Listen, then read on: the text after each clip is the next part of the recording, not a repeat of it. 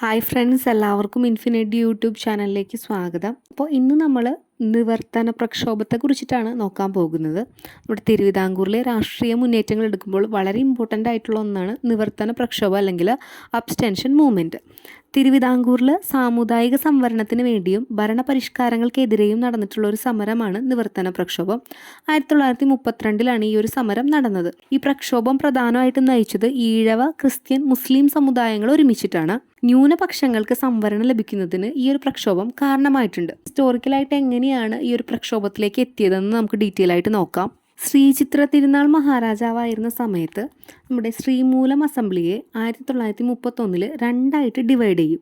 അതിൽ ഒന്നാമത്തത് ശ്രീമൂലം അസംബ്ലി എന്നും രണ്ടാമത്തത് ശ്രീചിത്ര കൗൺസിൽ എന്നും രണ്ട് സഭയായിട്ട് അല്ലെങ്കിൽ ദ്വിമണ്ഡല സഭയായിട്ട് മാറ്റും.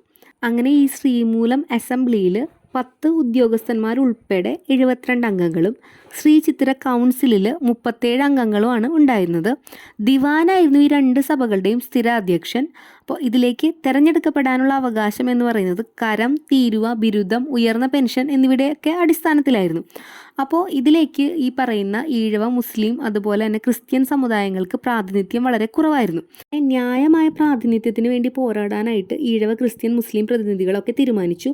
അപ്പോൾ ഇതിൻ്റെ ഭാഗമായിട്ട് 1932 ഡിസംബർ 17 ഇവരൊരു all Travancore joint political conference അല്ലെങ്കിൽ അഖില തിരുവിതാംകൂർ സംയുക്ത രാഷ്ട്രീയ സമിതി രൂപീകരിച്ചു.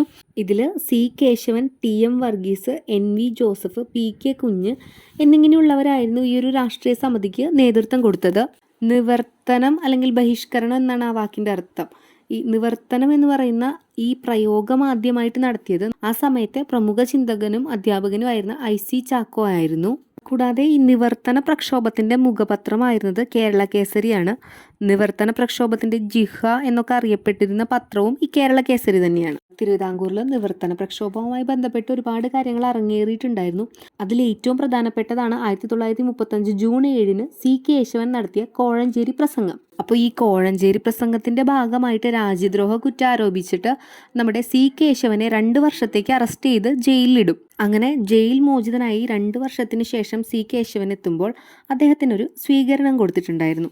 അപ്പോൾ ആ സ്വീകരണത്തിൽ നമ്മൾ നേരത്തെ പറഞ്ഞ സംയുക്ത രാഷ്ട്രീയ സമിതിയിലുള്ള ടി.എം. വർഗീസ് ഉണ്ടല്ലോ, ഈ ടി.എം. വർഗീസ് സ്വീകരണ പ്രസംഗം നടത്തും. ടി.എം. വർഗീസ് എന്ന് പറഞ്ഞിട്ടുണ്ടെങ്കിൽ ശ്രീമൂലം അസംബ്ലിയിലെ ഡെപ്യൂട്ടി സ്പീക്കറായിരുന്നു. അപ്പോൾ ഈ സ്വീകരണ പ്രസംഗത്തിൽ ഈ പറയുന്ന ടി.എം. വർഗീസ് പറയും, തിരുവിതാംകൂറിലെ 51 ലക്ഷം ജനങ്ങളുടെ പേരിൽ സി കേശവനെ സ്വാഗതം ചെയ്യുന്നു എന്ന് പറയും. അപ്പോൾ ഇത് വളരെ ഒരു വിവാദമായി മാറി ആ ഒരു സമയത്ത്. അപ്പോൾ ശ്രീമൂലം അസംബ്ലിയുടെ ഉപാധ്യക്ഷനായിരുന്ന ഒരാൾ രാജ്യദ്രോഹ കുറ്റം ചുമത്തിയിട്ട് അറസ്റ്റ് ചെയ്ത ഒരാളെ തിരിച്ച് വെൽക്കം ചെയ്യുന്നതിൽ ഇങ്ങനെ ഒരു വാക്കൊക്കെ പറയുമ്പോൾ അത് വളരെ വിവാദമായിട്ട് മാറി. അപ്പോൾ ടി.എം. വർഗീസിനെതിരെ ദിവാൻ സ്വി.പി. രാമസ്വാമി അയ്യരുടെ നേതൃത്വത്തിൽ ഒരു പ്രമേയം കൊണ്ടുവന്നു. അങ്ങനെ ഭൂരിപക്ഷം ആ പ്രമേയത്തെ പിന്തുണച്ചു. അതിനെ തുടർന്ന് ടി.എം. വർഗീസ് രാജിവെച്ചു. കൂടാതെ തിരുവിതാംകൂർ രാജ്യത്തിൽ വ്യാപകമായിട്ട് സംഘടനയും സാമാന്യ ജനങ്ങളുടെയൊക്കെ വികാരനിർഭരമായിട്ടുള്ളൊരു പിന്തുണ ഈ പറയുന്ന തിരുവിതാംകൂറിലെ ആദ്യത്തെ ജനകീയ പ്രസ്ഥാനമായ സംയുക്ത രാഷ്ട്രീയ സമിതിക്ക് ആ ഒരു സമയത്ത് ലഭിച്ചിട്ടുണ്ടായിരുന്നു. ഇത്രയും കാര്യങ്ങളാണ് നിവർത്തന പ്രക്ഷോഭവുമായി ബന്ധപ്പെട്ട് വരുന്നത്. പക്ഷേ ഈ നിവർത്തന പ്രക്ഷോഭത്തിൻ്റെ ഫലമായിട്ട് എന്താ സംഭവിച്ചത്? സർക്കാർ ഉദ്യോഗങ്ങളിൽ പ്രാതിനിധ്യമില്ലാതിരുന്ന സമുദായങ്ങൾക്ക് അക്കാര്യത്തിൽ ചില സൗജന്യങ്ങളൊക്കെ നേടാനും നിയമങ്ങൾ കാര്യക്ഷമതയോടെ നടത്താനായിട്ടൊരു പബ്ലിക് സർവീസ് കമ്മീഷനെ നിയമിക്കാമെന്ന് സർക്കാരിനെ കൊണ്ട് അംഗീകരിപ്പിക്കാനുമായിട്ട് ഈ നിവർത്തന പ്രക്ഷോഭത്തിലൂടെ കഴിഞ്ഞു. അപ്പം ഇതിൻ്റെ ഫലമായിട്ട് 1936 ട്രാവൻകൂർ പബ്ലിക് സർവീസ് കമ്മീഷൻ രൂപം കൊണ്ടു.